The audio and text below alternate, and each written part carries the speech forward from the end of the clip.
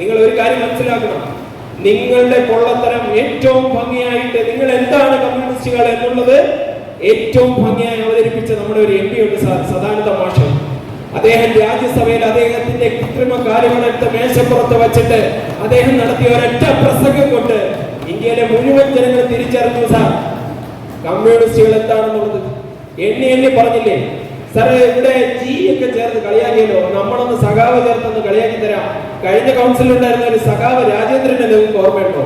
എന്തിനാണ് സാർ പുറത്തായത്? കഴിഞ്ഞ ഭരണസമിതിയിലെ 2 അംഗങ്ങൾ രാജിവെച്ചിട്ടാണ് CPM ഭരണസമിതി ഇവിടെ മത്സരം നേരിട്ടത്. 2 പേർ നേരിട്ടത്.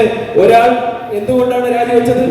ഭരണസമിതിയിലായതിന്റെ ഒറ്റ പേരിൽ മറ്റുള്ളവർക്ക് കിട്ടേണ്ട ജോലി തട്ടിയെടുത്തുകൊണ്ട് രാജിവെച്ച് പുറത്തു പോകേണ്ടി വന്നു.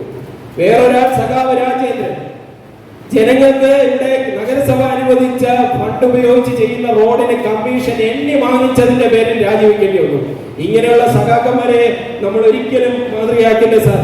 അതുപോലെ തന്നെ ഇവിടെ ആമയും തേങ്ങയും എന്നൊക്കെ പറഞ്ഞ് കളിയാക്കി സാർ. തേങ്ങ എന്ന് പറയുന്നത് എവിടെ നിന്ന് കിട്ടുന്നതാണ് സാർ? കേരവൃക്ഷത്തിൽ നിന്ന്. ആ കേരത്തിന്റെ പേരിൽ അറിയപ്പെടുന്ന നാട്ടിൽ നിന്നുകൊണ്ട് നിങ്ങൾ തേങ്ങ എന്ന് പറഞ്ഞ് കളിയാക്കുന്നുണ്ടല്ലോ. നിങ്ങളുടെ നാശം അടുത്തു കഴിഞ്ഞു സാർ. നിങ്ങളുടെ അവസാനം എണ്ണി തുടങ്ങിയിരിക്കുകയാണ്.